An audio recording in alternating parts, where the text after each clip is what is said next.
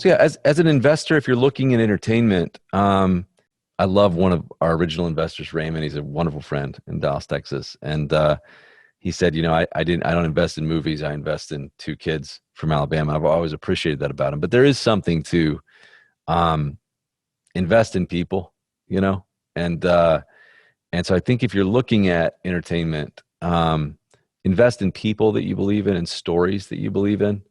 Um, and ultimately voices that you want to see developed. I think that, just know that, again, this should come out of an alternative side of your portfolio. This should be money that you're not afraid to lose. The deal should be structured in your favor in the event that you win for that reason, because it is a incredibly, I love the industry that we get to work in because it is like brutally competitive. It's like winner take all. And you have to embrace that you can be a barefisted capitalist and a Christian all at the same time, and it's fun to win, and we enjoy winning. But I think that when you look at this space, you should, again, look at it coming out of the alternative side of your portfolio.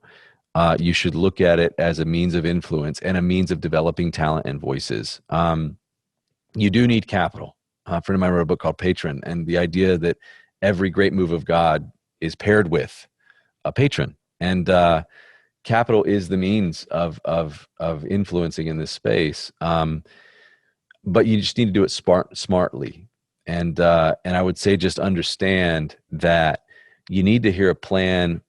Here's some things that I would want to hear if I was taking a pitch from a filmmaker. First of all, I would want to hear a pitch from a filmmaker who also has a lot of knowledge about, we don't make films, we make films for people. And so you need to hear a filmmaker that has an extreme level. I would be listening for a sense of empathy and a great sense of knowledge on who the consumer is and who the film is for.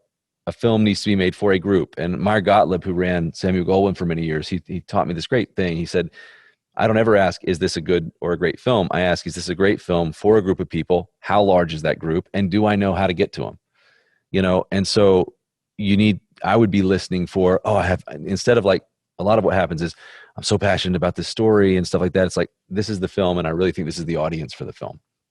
And let me tell you about the audience. I can tell you who the core consumer is for a faith-based film, down to their age, where they live, how much their home is worth, what is in their shopping cart when they buy the product